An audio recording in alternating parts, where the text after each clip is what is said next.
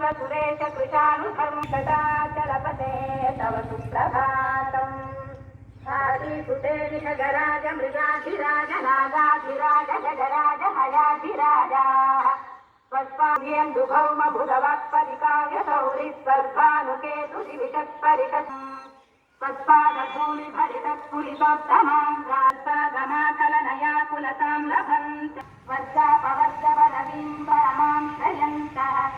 चलपते तव सुप्रभातम् श्रीपद्मनाभपुरुषोत्तम वासुदेव वैकुण्ठमाधव जनार्दन चक्रपाणे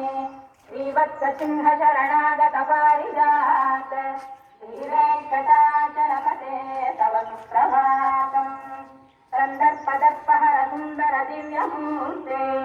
कान्ताकुजाम्बुरुहकुड्मललोलदृष्टे